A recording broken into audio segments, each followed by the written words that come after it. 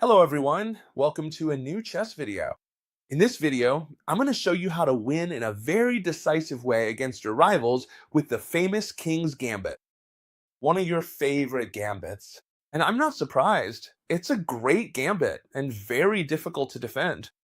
I'm going to show you how to win if they capture the gambit pawn and if they don't. So this video is going to be spectacular and super complete. Let's start by seeing what happens if instead of capturing this pawn, right, they decide to defend it. Many people say, whoops, they're trying to set a trap for me. I'm going to defend the pawn, so absolutely nothing happens. Well, don't worry because as I said, I'm going to show you both ways to win. And besides, both ways are beautiful and spectacular. Let's go. How should we react if they defend the pawn? Very simple. We're simply going to keep pressing the e5 pawn with our pieces. Advantages of the King's Gambit? We're going to manage to attack in a decisive way through this column here. The file will be lethal because when we castle, the rook will be placed on this file, and the rook will directly attack the enemy king. You'll see, we're attacking this pawn with two pieces, so they must defend it. Perfect. We'll continue developing our pieces in a super correct way. Knight f3, bishop c4. As you can see, it looks like an Italian opening, right? The only difference is this pawn here, which goes from being in its initial square to being at f4. A radical change. We can observe that here our opponents could play, for example, this very annoying pen. It's one of the moves I encounter most in my games. And what are we going to do? Are we going to kick the bishop out? No. Are we going to try to cover ourselves again with our already developed bishop? No? Are we going to avoid the knight jump over here to d4 so that it puts a lot of pressure on the pin? Well, no. We're going to castle. We're simply going to castle. As you can see, our opponent is still very far behind in development. He simply hasn't brought out either of the two castling pieces, and for example here, he might be very tempted, I'm telling you, because I see it a lot, to play knight d4, a move that, obviously, looks great. This knight is pinned by the bishop, I press it with the other knight, and now what do you do, chess teacher? Well, don't worry, because this is a fairly typical mistake. What are they doing? Advancing their pieces too much when they haven't yet completed development. So here we already have a winning tactical blow. Because this King's Gambit is amazing. Bishop takes f7, we're already going to win the game. Why is this move so good? Well, simply put, if they don't decide to capture this bishop, then we've won a free pawn. And besides, later we're going to capture here, we'll open the line for the rook, it'll be well defended, perfect. However, here the only move that seems to hold up is to accept this gambit. And why did we give away the bishop? Do we have any counterplay? Obviously, of course. We're going to jump in to give check with this knight so that this defenseless bishop will then be attacked by our queen. So check, and if the king moves away, we'll take the bishop. But here, friends, I'm going to tell you something that's been done to me in quite a few games, especially online. Many people think, well, if I'm going to take your queen and you're checking me, I'll give up the queen for the knight, right? And then when you capture it, well, I'll capture yours. However, when we capture their queen, we're giving a check to the king. And here they have to resign immediately. We're giving a check to the king, they have to move away, and then we capture their bishop. So we win the queen and we also win the bishop. That's why obviously here, after this check with the knight, the tactical theme of queen for knight doesn't work. They absolutely must move the king. And how are we going to continue? Well, logically, we're going to capture this bishop. Recap, we have an extra pawn, the pawn we won on f7. But not only that, our opponent has lost the right to castle, something very important, because the king is in the center and will for the whole game. And most importantly of all, now we're going to win, quite decisively. Something common our opponents think is, well, I've lost a pawn, but I'll get it back here. And not only that, but I win your rook. Don't worry, whatever they do, we're much better off. But I'm going to show you how to win this, because it's very simple. Many of you are thinking, well, we come in with the queen through here, right? To give some check. But this wouldn't be a good move, because they would simply block it. All right, here we're going to capture with the pawn. We're going to make this pawn exchange, but not with the idea of coming in with the queen, as many of you are thinking, but with the idea of opening the file for the rook. And here there are going to be 1,001 tactics, a simple way to win that you'll encounter many times. Watch out, rook takes bishop, exchange sacrifice. Very simple, because now when they capture the rook, we simply come in with the knight. Knight e6, check, and I'm going to take the queen on the next move. All right, chess teacher, and what happens if when I play the king's gambit, they take the pawn?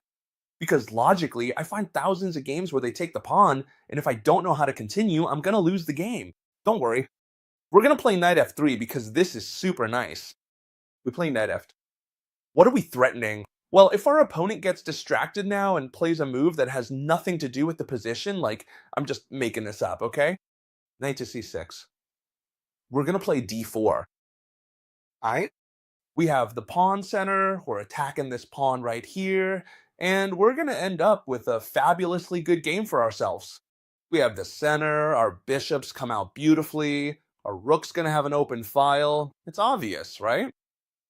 What's the correct move here for the black pieces? If they know that they can't let us carry out this easy plan, because then we'd be right at home. So the correct move here is to defend this extra pawn they have.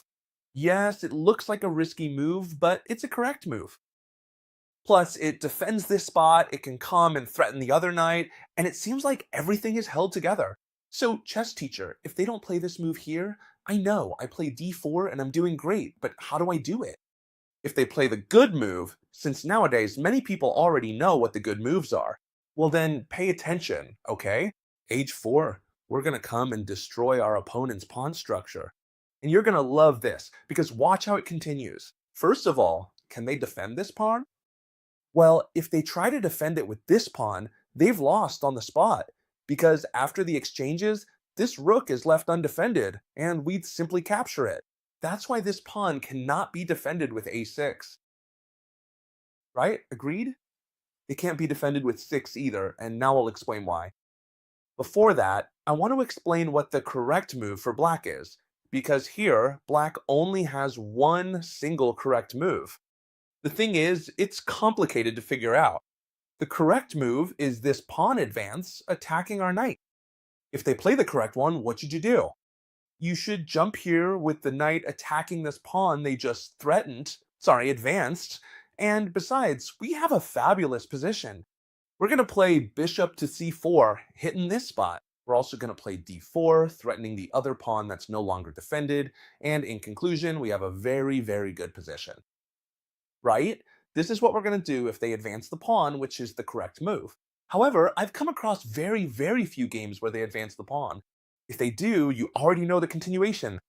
Most see that a6 isn't possible because of the exchanges, and try to defend the pawn.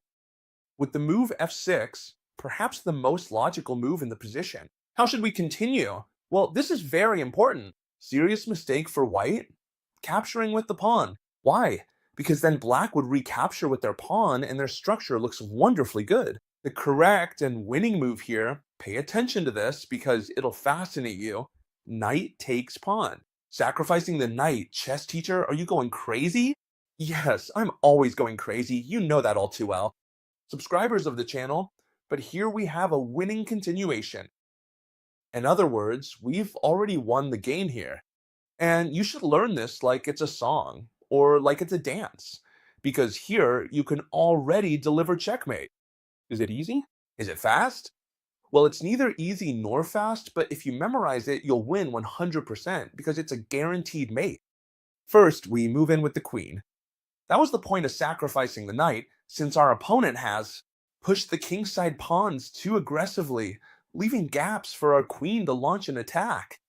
Possible moves for black here, they only have one, this one right here. First, what are we going to do? We're going to capture this pawn. The king can go back, and here black will think, well, if they come here, we'll just keep doing the same thing, and it'll be a draw.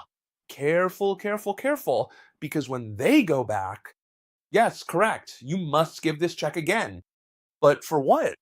To make the king move forward, there's no other way. And now give this check on e5. It's important, right? You should memorize this. You can watch it as many times as you need. It's simpler than it looks. Okay? It's quite simple. Where can this king go? As you can see, it only has one square, this one here. It has no more. And now we bring the bishop to c4. All we've done is give check, take the pawn, check, and come here. And now bring in the other bishop to give check. The king only has one square again. It would be useless to move to d4 because we'd capture the pawn. Sorry, to d5. So the king can only come here and mate is getting closer and closer. It's as simple as giving. This check on f5 with the queen, the king can only go to one single square. What square does he have available here? Well, he can only move to the side, as you can see. Well, he could also go back, which seems more efficient, but we just give this check with the queen, and now he must go to the side. It's that simple. Many of you will tell me, obviously, I should move in with this bishop. Yes, but if we play d4 first, we're giving the king time to escape. So first we give this check, right? The king has to move. I give this check again, and when he returns, now d3 or d4. Both are checkmate. Obviously, they could block with the queen, but we'd capture anyway, delivering a brutal checkmate. If this variation seemed too long and too many moves to memorize, don't worry, I have another great solution that you'll love. Knight f3. And when they defend the pawn, instead of playing bishop c4, which we just saw as a great solution, I have another great solution. Knight c3. Very good move. Yes, we allow this pawn push again, which looks quite dangerous, and now it looks even more so. I'll explain why. Since we don't have this pawn in front, they're threatening the knight. This knight has to jump forward, but now it looks like black is winning. How, chess teacher? Well, by bringing in the queen. They forced our knight out, and now they're giving us this check, and it seems mandatory to start moving the king toward the center and blocking our pieces, which looks terrible, because if we play g3, as you can see, the only move that seems to defend, then they would capture here, and we can't recapture because we'd lose the rook. So, chess teacher, why do you recommend this variation if it looks like I'm totally lost? Why, we're not lost. g3 is a winning move. Black thinks they're winning, but they're not. Because now, after pawn takes pawn, we're not forced to recapture. See? So here we're going to play a super strong move. What move is it? The following one. Queen takes pawn. This move is wonderful. Queen takes g4. What are we threatening? Taking a queen, that's obvious. So black has two valid options. First, it wouldn't be possible to take this pawn with a discovered check because they lose the queen, see? So the two options they have would be one, to exchange queens, obviously exchange queens, and our position is fabulous. We have much better development. Two knights out. We're going to play d4, we're going to play knight d5, threatening the fork. This position is fantastic. Black was attacking, and they've achieved absolutely nothing. So here, trading queens doesn't seem like the best option for black. There's no doubt about that. However, here there's a move that seems indisputably the best for the black pieces, and you must know how to continue. Simple, don't worry. The move is as follows.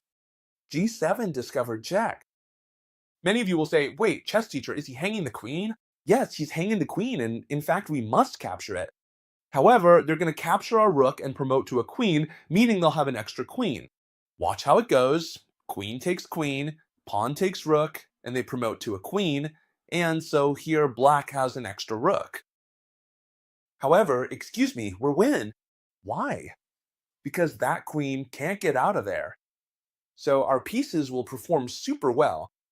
Well, our opponent's pieces won't be able to do anything at all. How should we continue? You have many solutions here. For example, queen h5 threatening mate would be a super good solution. However, I'm going to give you my favorite, because here there's a way to finish it off elegantly that you're going to love. The move is knight d5. We take advantage of our piece's activity to attack in a savage way. Watch this. We have a queen attacking in a brutal way. The two knights joined in the attack, but these look like dinosaurs instead of knights, right? We're attacking this fork, and our opponent has all their pieces unmoved. Without moving, the only one that's moved is the queen, and she can't move there either. So what should they do? Stop this check, which wouldn't just be a check, but checkmate, since the king couldn't escape because of our queen. So the only move that stops it is knight to a6, but we can keep attacking, and in fact, we have a pretty brutal move here to keep doing it. The move is the following. We're going to continue with the move d4. What does the move d4 allow us to go? It's very simple, friends. Bring in the only piece we're missing for the attack. Now we have both bishops on the same diagonal. The sample game I just pulled up continued with bishop e7, but you'll see that this ends in checkmate in an elegant way. Queen takes bishop, a monumental queen sacrifice. Friends, you don't need to give away the queen, but here we have such an advantage in pieces and activity that it's too easy to give. Checkmate even without the queen. Now they must capture with the knight, and watch out because knight f6 will be mate on the next move. If the king goes to f8, bishop h6 mate. Fabulous, right? And if the king goes to d8, simply knight takes f7 is checkmate, since the knight is covering the other escape square. Don't tell me this isn't impressive. Well, wait, because the best part of the video is still to come. How wonderful! I'm going to show you how you can be creative with this gambit to win your games.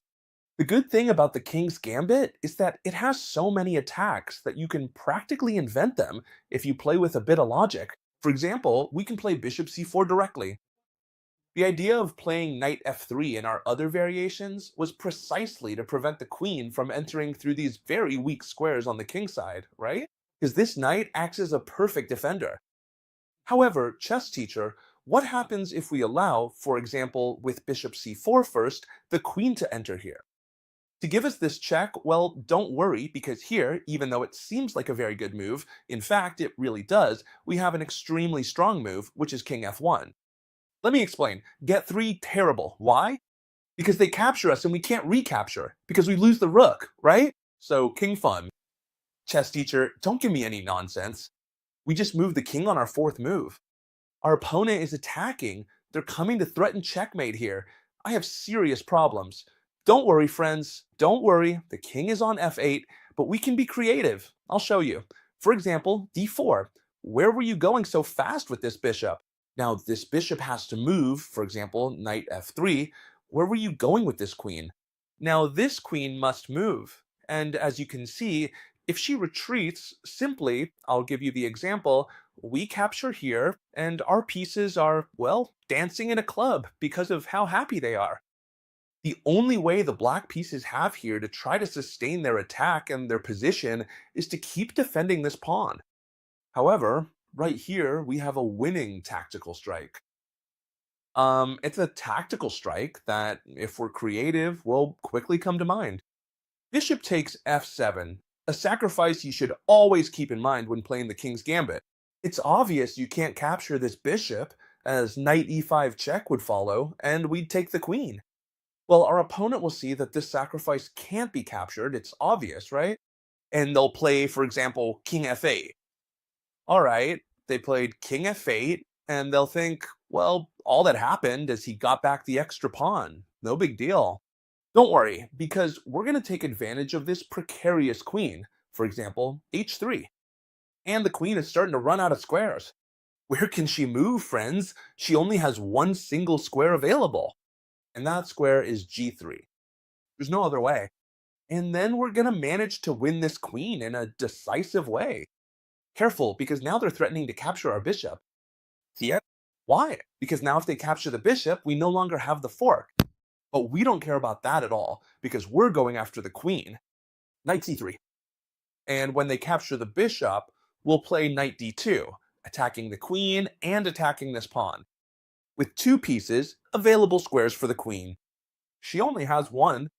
Friends, what is that square? g6, but now what happens? Our friends, the knights, turn into dinosaurs. Knight e5 check. And now we're going to gobble up the queen. As you can see, the King's Gambit is spectacular. If we're creative, we're gonna manage to win many more games. If you like these kinds of videos, leave me a big thumbs up.